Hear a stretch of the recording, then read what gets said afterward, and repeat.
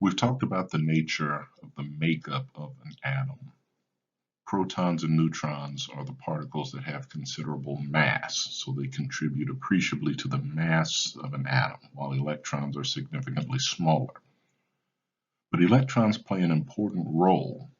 Electrons are actually what give an atom its reactivity. It is the interaction between electrons, between adjacent atoms, that cause the formation of chemical compounds. There are three types of electron interactions that can take place between atoms that are coming into chemical combination. The three types differ in the way that the electrons are exchanged.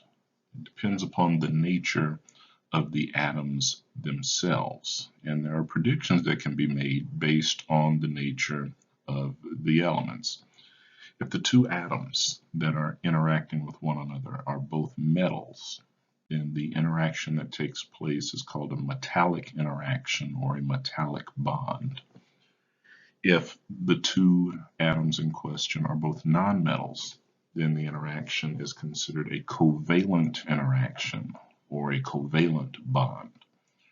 Lastly, if we see an interaction taking place between a metal atom and a nonmetal atom, the result of that is what we call an ionic interaction or an ionic bond. Regardless of the nature of the atoms themselves, when electronic interactions take place, they do so following a particular rule. And the rule goes a little something like this. When entering into chemical combination, atoms tend to attempt to obtain the same number of electrons as the nearest noble gas. If you'll remember, those noble gases are the group 18 elements: helium, neon, argon, krypton, xenon, radon, and oganesson. Those elements that we find in the last vertical column on the right-hand side of the periodic table. We find that those noble gases are very unreactive gases. They do not tend to interact with anything. Well, there's a reason for that, and it lies in their electronic structure. Well, let's start to put some of the pieces of the puzzle together. If electrons are instrumental in chemical interactions, and these noble gases do not tend to interact chemically, then there must be something about their electron configuration that lends a certain sense of stability so that they don't want to interact. They're already electronically happy, if you will. So when other atoms interact with one another, they tend to do so in an attempt to gain that electronic stability, the electronic stability that the noble gases offer. In the case of ionic bonding, where we see a metal interacting with a nonmetal, the exchange of electrons involves the gaining and losing of electrons. Metal atoms tend to lose electrons, while nonmetal atoms tend to gain those electrons. In the case of covalent bonding, we don't see a gaining and losing, we instead see a sharing of electrons. And finally, in the case of metallic bonding, we see an extreme form of electron sharing. Let's explore a very common ionic interaction, the interaction between an atom of sodium, a metal, element number 11 on the periodic table, and chlorine, a nonmetal, element number 17 on the periodic table. Now, based on their atomic numbers, we know that an atom of sodium has 11 protons and 11 electrons. An atom of chlorine has 17 protons as well as 17 electrons. If these two things are to interact, they're going to do so based on that rule. They're going to attempt to obtain the same number of electrons as the nearest noble gas. Sodium at element number 11 is closest to element number 10, neon. So if sodium is to interact with chlorine. It wants to lose one electron so that it has a total of 10 electrons, the same number of electrons as neon. Chlorine, on the other hand, with 17 electrons, is nearest argon, element number 18.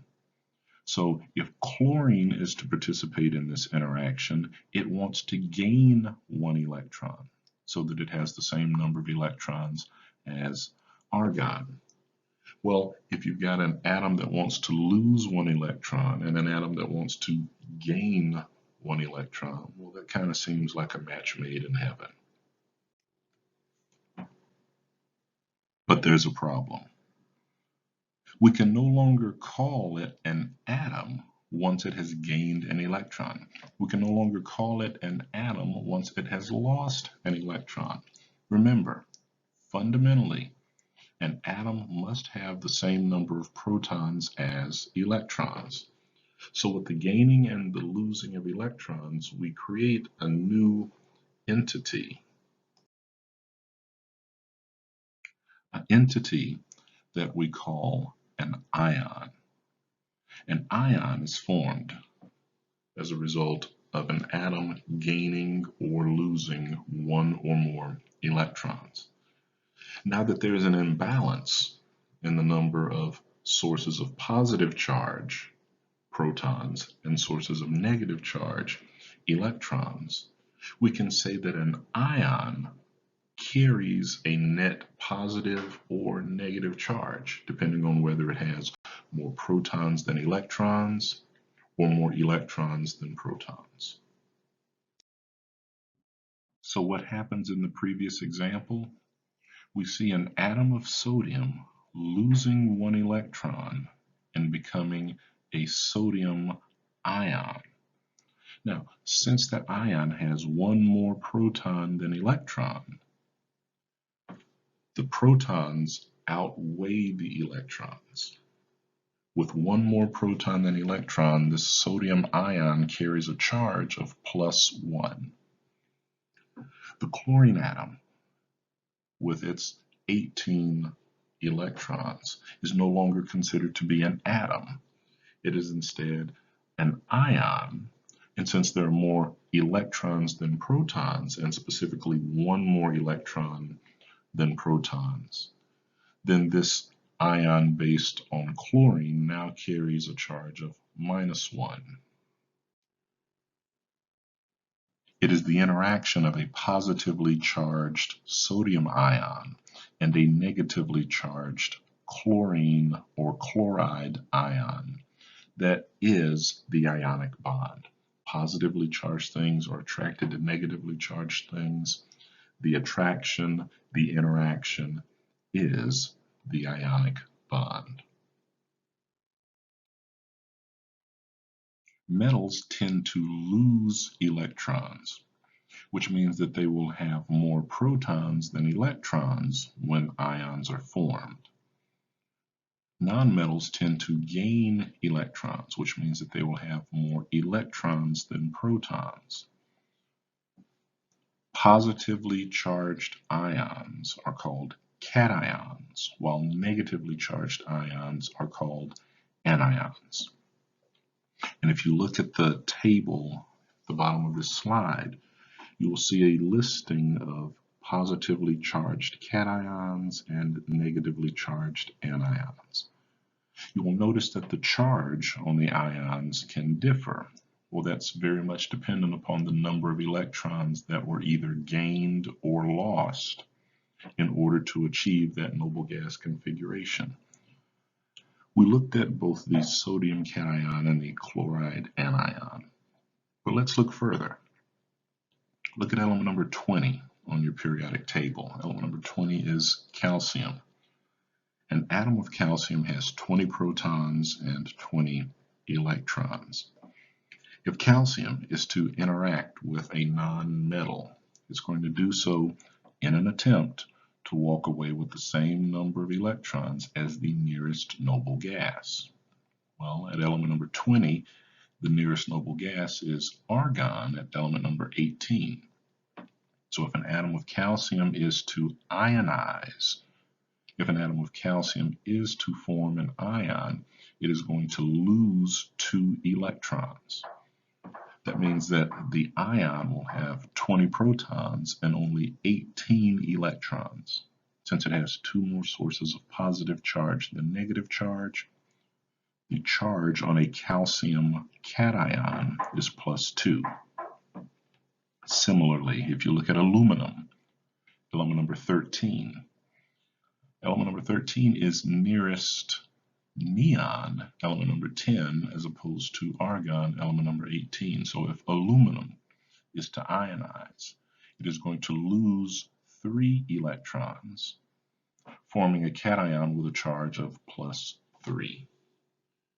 If you look at the list of anions, you will see that in the same way that chlorine forms an ion with a charge of -1, so would bromine. Bromine, which is directly underneath chlorine on the periodic table at element number 35, needs 1 more electron to look like krypton. If it gains that 1 electron, then it forms the Br- ion, a bromine-based ion that carries a charge of -1. Oxygen at element number 8 is nearest neon, element number 10, in terms of noble gas configuration. So if oxygen is to interact with a metal, it's going to do so in an attempt to gain 2 electrons. If it has 10 electrons and 8 protons, then it will form an anion with a charge of -2. Covalent bonding exists when a pair of electrons is shared by 2 atoms. A covalent bond will form between 2 atoms of chlorine, each of which have 17 electrons. Well, neither wants to lose an electron to the other. So in the nature of a chlorine-chlorine interaction, imagine if each chlorine holds out 1 electron for the other chlorine to share. So while each has 17 electrons of its own, if 1 electron is shared from the other chlorine, then it appears to have 18 electrons, similar to the electron configuration of an atom of argon.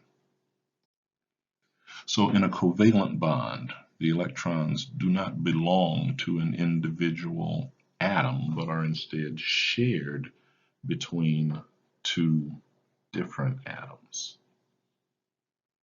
The nature of metallic bonding involves an extreme case of sharing, and while I would love to go into great detail about the nature of metallic bonding, it is a very complex model, a model known as the electron C model, which goes beyond the scope of this class. So simply based on metallic or non-metallic behavior, we can predict whether 2 elements will form covalent bonds, ionic bonds, or metallic bonds. Phosphorus and chlorine. Phosphorus and chlorine are both nonmetals, elements 15 and 17 respectively. So a non-metal interaction results in covalent bonding. Carbon and oxygen, similarly, both nonmetals. When they combine, it is a result of covalent bonding. Sodium and chlorine, as we saw in the previous example, are a result of a metal interacting with a nonmetal, resulting in ionic bonding. Copper and sulfur, similarly, are going to result in ionic bonding, while things like gold and silver interact metallically. Copper and tin interact metallically. Now it should be noted that when it comes to those noble gases, we do not see any bonding taking place. Neon will not bond with copper. Argon will not bond with hydrogen. Xenon will not bond with much of anything. Okay. These interactions result in the formation of chemical compounds. A compound is a pure substance made up of two or more elements chemically bonded in a definite proportion by mass. Some examples of chemical compounds are carbon dioxide, hydrogen peroxide, aspirin, and simply water. The chemical makeup of a compound is given by its chemical formula. That basically tells us what elements are present in a compound and how many atoms of each element are present. And that is represented as a subscript, a tiny little number written after each element.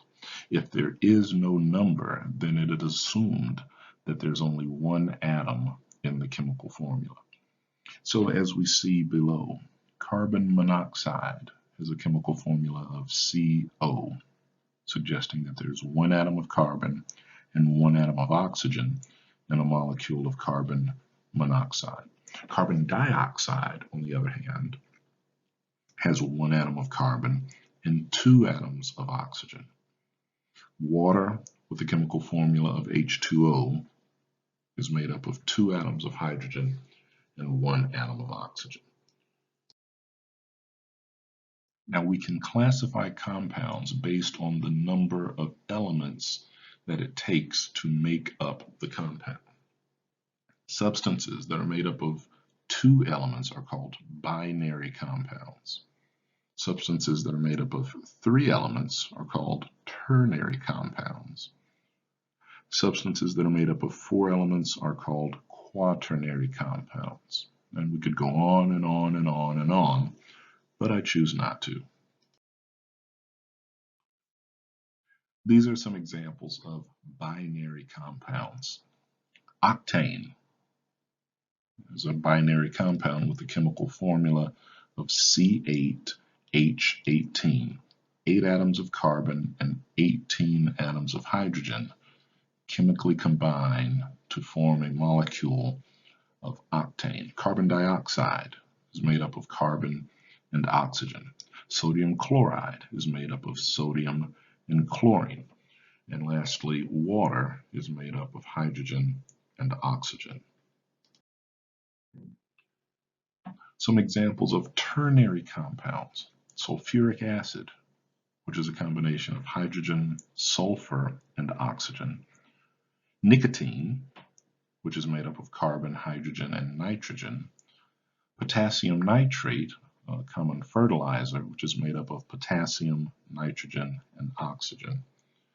And the anti-inflammatory analgesic known as ibuprofen is made up of carbon, hydrogen, and oxygen. Finally, we see a listing of quaternary compounds: caffeine, acetaminophen, also known by the trade name Tylenol, bismuth subsalicylate, which is the active ingredient in Pepto-Bismol, and adrenaline, also known as epinephrine. You will notice that each of these compounds is made up of 4 elements. One way of characterizing a compound is by determining its formula weight. Now, the formula weight, also known as the molecular weight, is the sum of the atomic weights of all of the atoms in its chemical formula.